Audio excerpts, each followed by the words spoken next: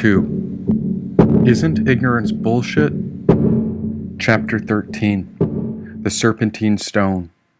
My feet were dripping like paintbrushes when I stepped out of the river to map a new trail across the shoreline. "Look at this," whispered Manuka. Like a spider spinning a midnight web, I watched her hand walk along the timber and sink between the bark where a small hole swallowed her hand. "Ever wonder who created the trees?" asked Manuka. "Have I met you before? What is this feeling? I've never felt a connection like this. Not to strangers," asked Levi. "We've got roots too," whispered Jane. "We all go back to the same original humans.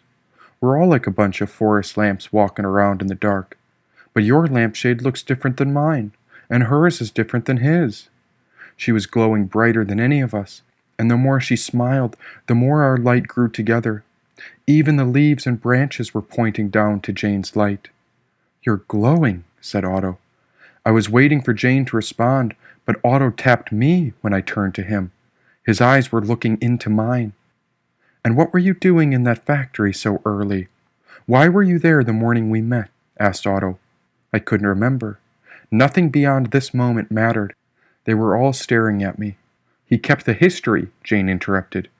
"He was a historian destined to tell the truth, and that's why he brought the canvas.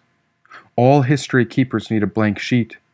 Her words were like her light, and she'd given it to every flower, every stone, and every person she'd ever met." "I do believe things connect for a reason," said Otto. My gaze shifted above Otto when I caught the full moon glowing over the trees. There was light above, and there it is. I pointed. Beneath the moon was a dark triangle protruding through the treetops. Goosebumps echoed over my body like an electric blanket. Each cell of my skin began levitating when I saw the peak of the pyramid hanging in the sky. Without hesitation, Levi took off between the trees like a caged animal on the brink of an escape. Trampling over branches, we chased after him until he reached the top of the mound and fell to his knees. I came to his side when we gazed at the giant pyramid. Bluish-black stones were piled high into the sky. 2 white pillars separated a giant door. It was the only imperfection to this sleek side, and in the front of the door stood the 28th psychopomp with its black and white palms pressed together in prayer. "Ready to become all that you are?" asked the psychopomp. "I am," said Levi. The group was all together when we stepped forward. "Time is but a fabric, and history is how it's sewn. Through this door lies the future, and all it costs is a simple stone," said the psychopomp. "It's made of lapis lazuli. Who molded this stone?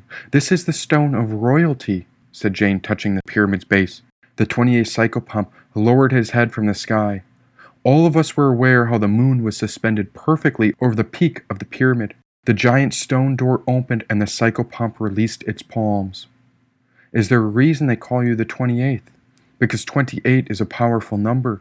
It's mystery and strength together," asked Levi. "Mystery? Do you mean destiny and strength?" asked the psychopomp.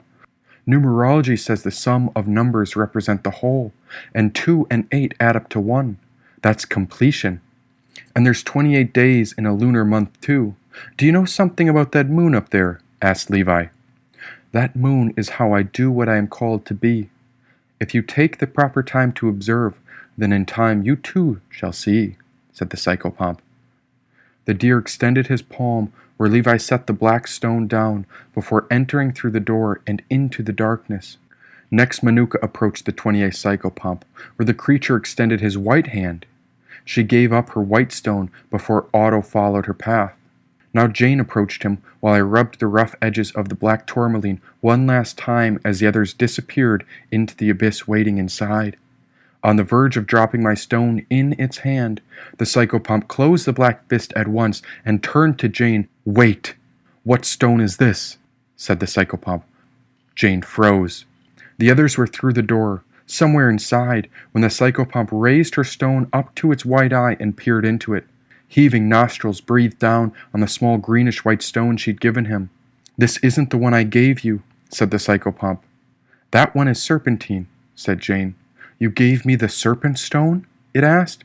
She reached inside her coat into one of her many pockets and revealed the selenite stone she'd been hiding. "I've never found selenite before, but serpentine is a good stone too," said Jane. "Serpentine is the stone of rebirth.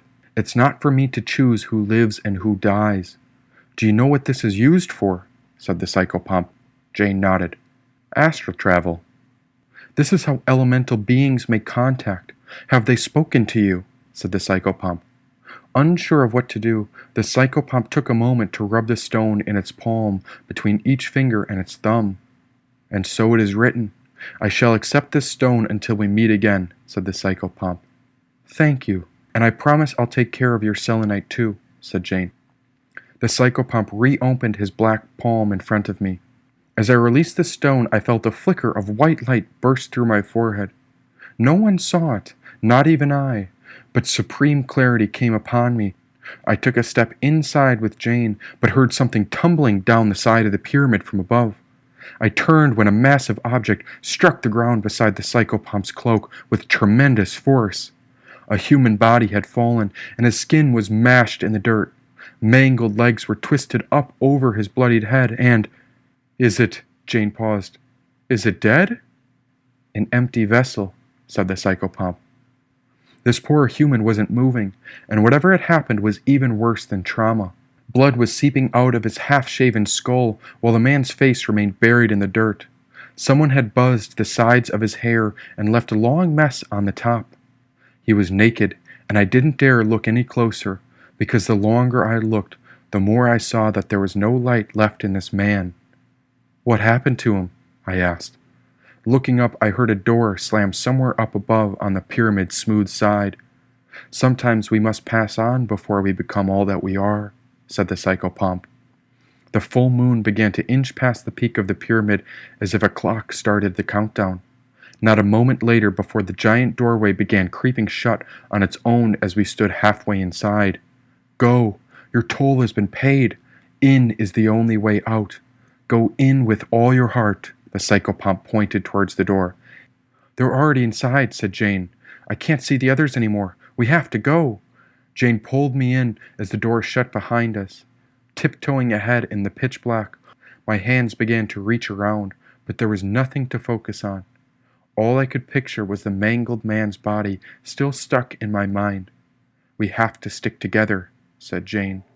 "Promise?"